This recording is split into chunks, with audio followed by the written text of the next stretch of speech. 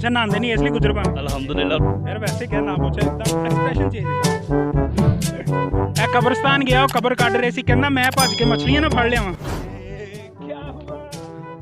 किन्ने बंदे जोड़ के बनाया है? नाजरीन ये देखें ये हवा में खुला शापर फिर रहा है। आइए इससे बात करते हैं।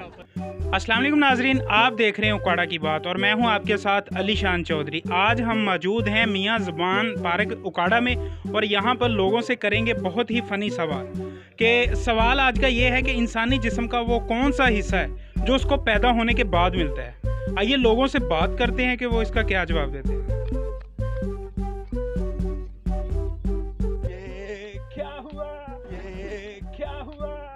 नाजरीन ये देखें ये हवा में खुला शापर फिर रहा है। आइए इससे बात करते हैं। ये मुझे अपने अब्बू की उठा लाए हो? नहीं मेरी अपनी है। नहीं यार लग रहा है कि 2-4 बंदों की है। नहीं यार बड़ी आप ही की थी।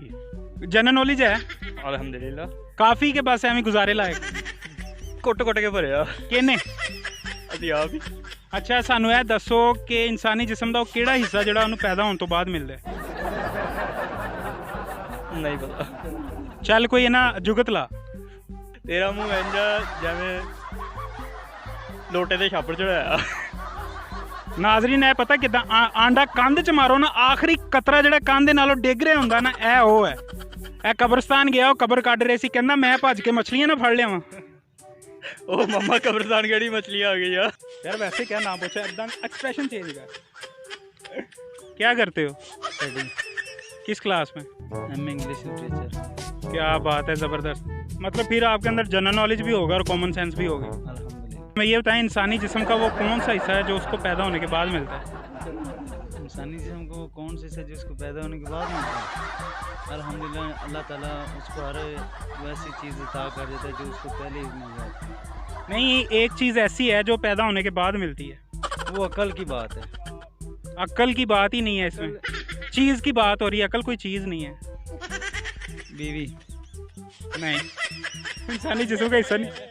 हो गया मतलब आप शदीद चाहत में हैं बीवी की और आपको मिल नहीं रही। नहीं मिल नहीं रही। क्या काम करते हो? मैं कुकिंग का काम करता हूँ। कुकिंग का? किधर? वो जो गोपालपुर चौक में। गोपालपुर चौक में? किस दुकान में? मेडिसिन के साथ ही है शॉप।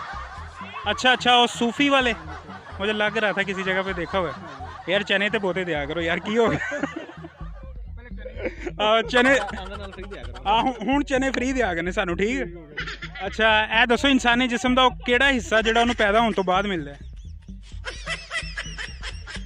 इंसानी पैदा होने तो बाद फौरन पैदा होने तो बाद या यार इन्ना दस तो तेन फौरन पता चल जाना।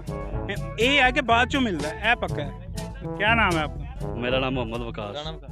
पूरा नाम? राणा मोहम्मद वकास। ए गुजर कह रहे थे तुहानू उनकी वजह?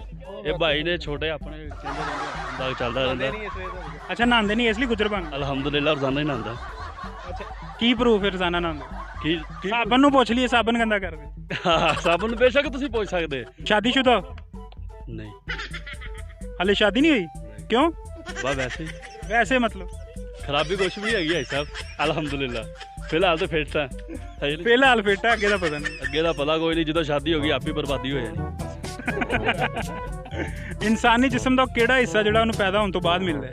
फिलहाल तो मैनू आप नहीं पता भरावा, सीधी जेहड़ी गल। नहीं कोई तुक्का लाओ शायद तुहानू भी मिल गया होवे। फिलहाल तो भरावा सीधी जेहड़ी गल है सानू तो कुछ भी नहीं मिले। पैदा होने तो बाद कुछ नहीं मिलिया? कुछ नहीं मिले।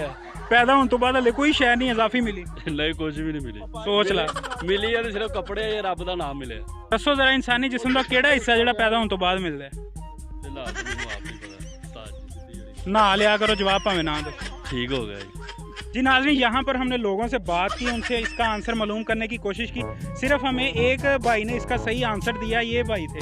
उन्हें खुद नहीं इस चीज़ का एतबार था कि उन्होंने आंसर सही दिया।